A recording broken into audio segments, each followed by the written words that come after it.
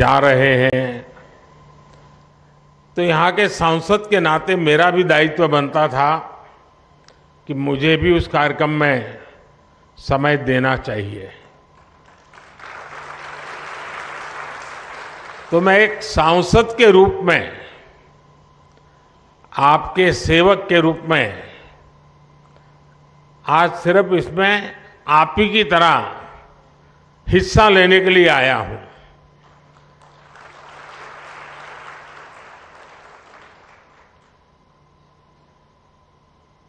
हमारे देश में सरकारें तो बहुत आई, योजनाएं भी बहुत बनी, बातें भी बहुत हुई, बड़ी बड़ी बातें हुई,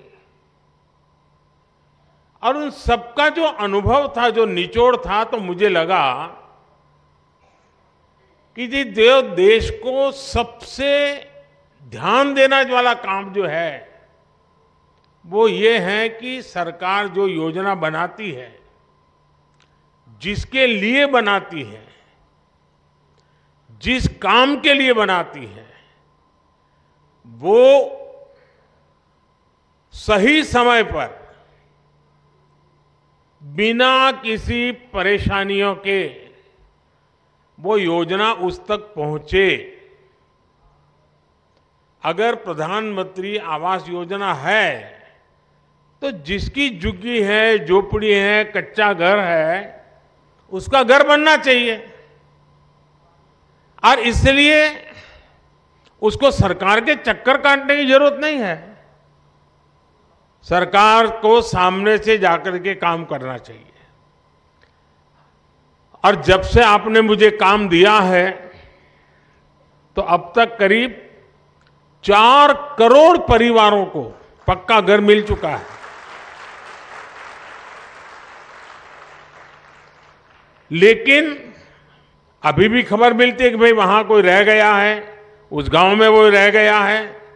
तो हमने तय किया कि भाई फिर से हम एक बार देश भर में जाएं, जो सरकार की योजनाएं हैं, जिनको मिला है, उनसे सुने कि भाई क्या क्या मिला, कैसे मिला, प्राप्त करने में कोई कठिनाई तो नहीं हुई, कोई रिश्वत तो नहीं देनी पड़ी, जितना तय था उतना मिला कि कम मिला। एक बार जाएंगे तो इसका हिसाब किताब भी हो जाएगा। तो ये विकसित भारत संकल्प यात्रा जो है ना, वो एक प्रकार से मेरी भी कसौटी है, मेरी एग्जामिनेशन है कि मैंने जो कहा था और जो मैं काम कर रहा था, मैं आपके मुंह से सुनना चाहता था और देश भर से सुनना चाहता हूं कि जैसा मैंने चाहा था वैसा हुआ है कि नहीं हुआ है, जिसके लिए होना चाहिए था उसके लिए हुआ है कि नहीं हुआ है, जो काम होना चाहिए था हुआ कि नहीं हुआ है। अब मैं अभी कुछ साथियों को मिला जिन्होंने आयुष्मान कार्ड का फायदा उठा करके गंभीर से गंभीर बीमारियों का इलाज करवाया है। उन्होंने एक्सीडेंट हो गया, हाथ पैर टूट गए, तो अस्पताल में जाकर के मैंने उनको पूछा, तो कह रहे थे साहब इतना खर्चा हम तो कहां से करते, जी लेते ऐसे ही। लेकिन जब आयुष्मान कार्ड आया तो हिम्मत आ गई, ऑपरेशन करवा दिया, अब शरीर काम कर रहा है।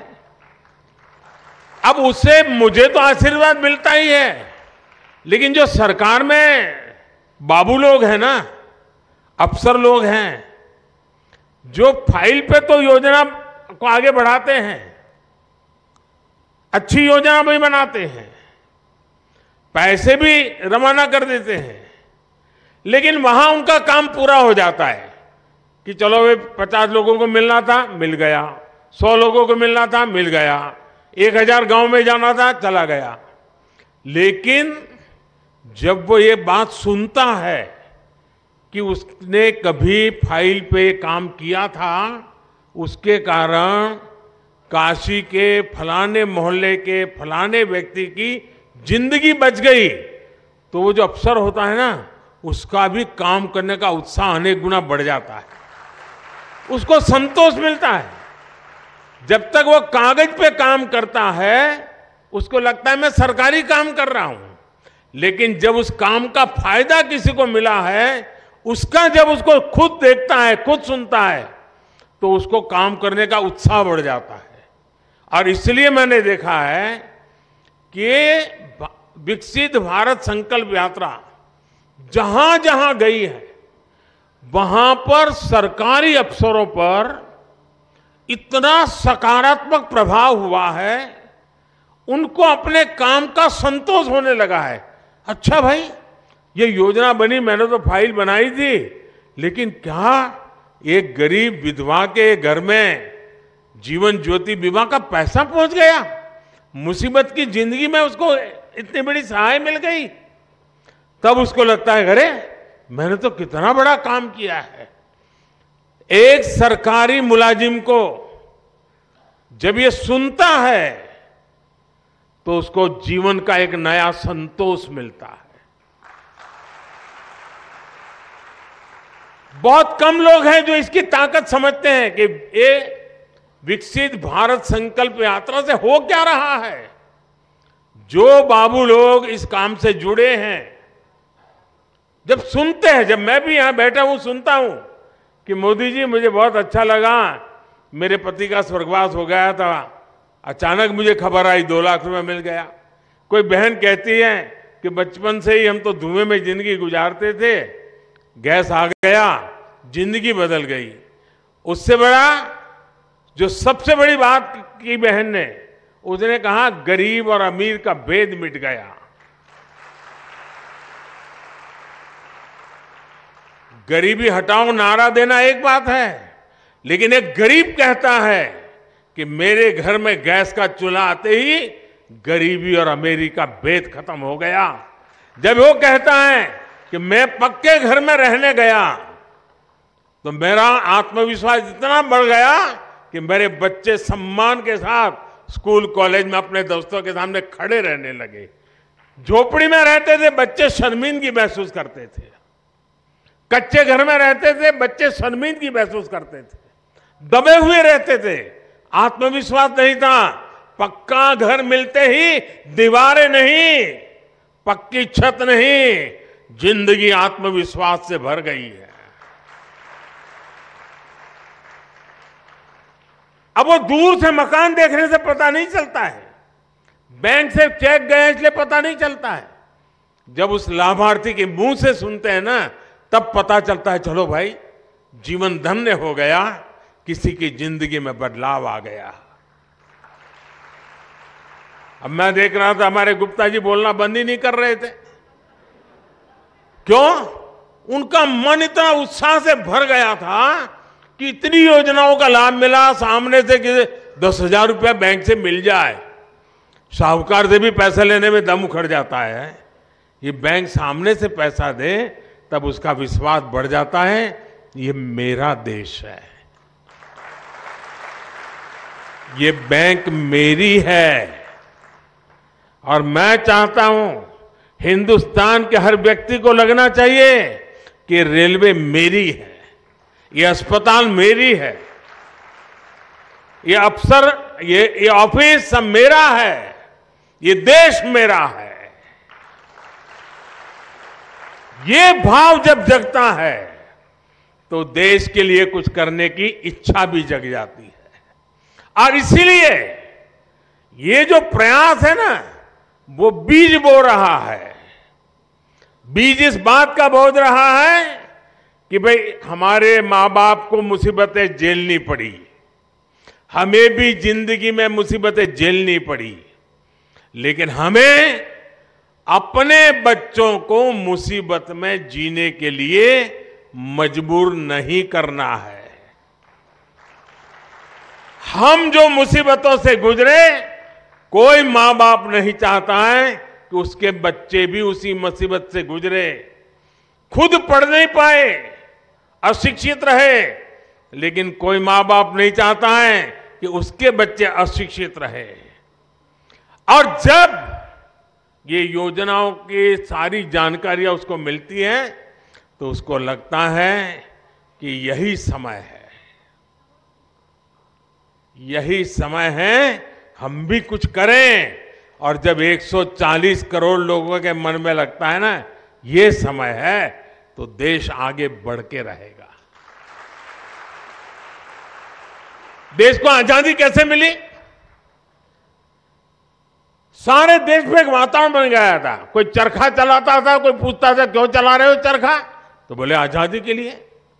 कोई पढ़ाई छोड़ करके भारत माता की जय करके निकल पड़ता था, पुलिस के डंडे खाता था। लोग पूछते थे क्यों मर रहे हो, बोले देश की आजादी के लिए।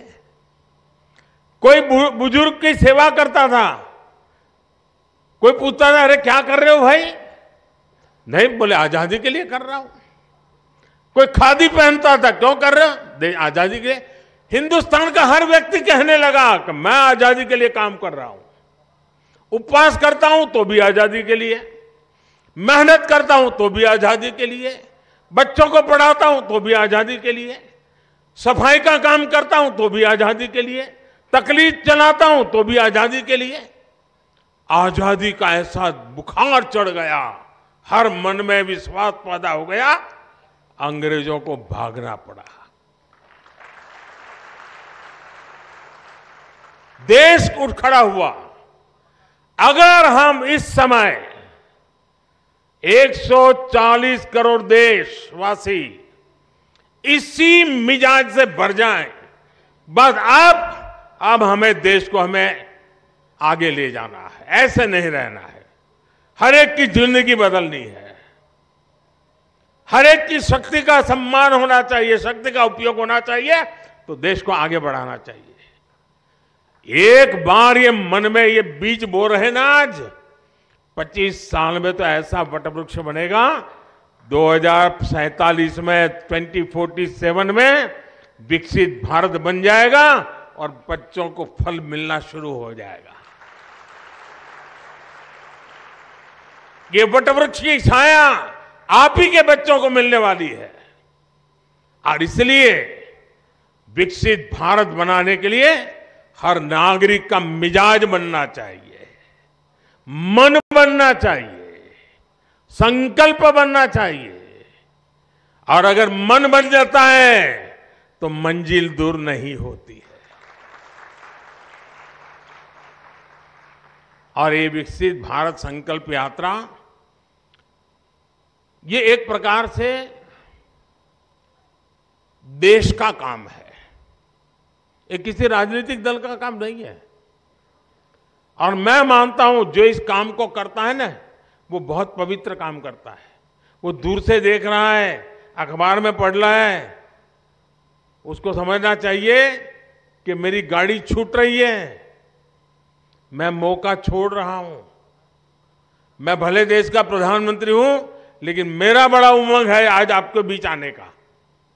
मुझे बड़ा आनंद है कि मैं आज विकसित भारत संकल्प यात्रा का मैं हिस्सा बना। मैं भी संतोष करूंगा कि हाँ भाई, ये काम मैंने भी किया। आप में से हर किसी को करना चाहिए।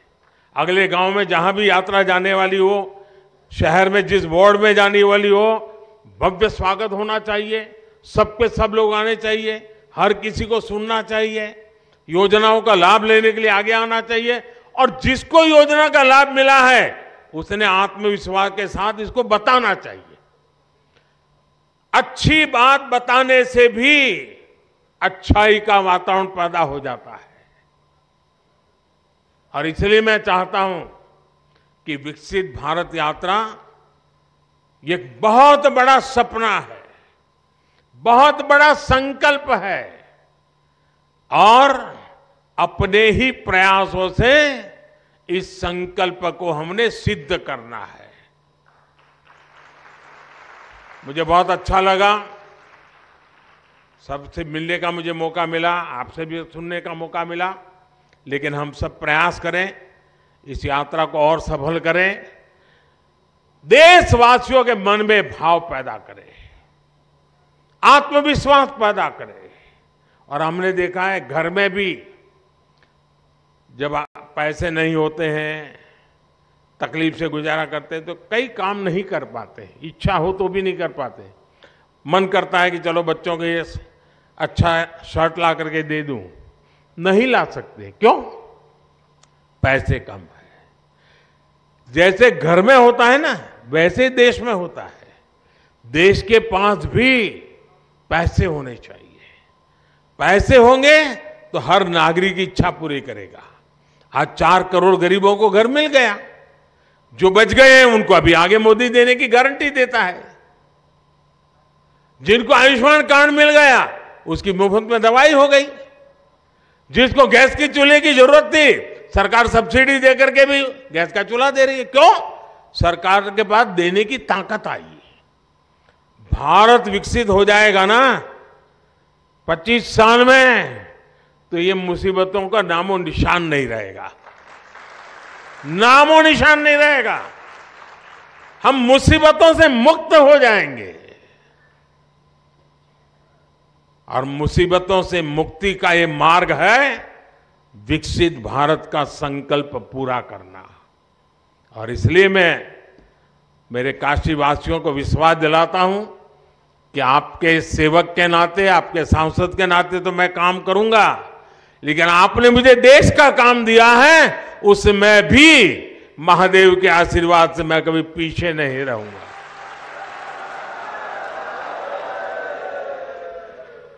महादेव की हम सब पर कृपा बनी रहे। और ये यात्रा हमारे काशी में तो बहुत सफल होनी चाहिए। ढीली ढाली नहीं। कार्यक्रम में ज्यादा से एक परिवार का एक भी व्यक्ति ऐसा न हो कि जो यात्रा में न गया हो। जाएं, घंटा 2 घंटा उस कार्यक्रम में हिस्सा बने। इसके लिए आप सब मदद कीजिए और विकसित भारत के संकल्प को और मजबूत कीजिए। आप सबका बहुत बहुत धन्यवाद। नमस्कार।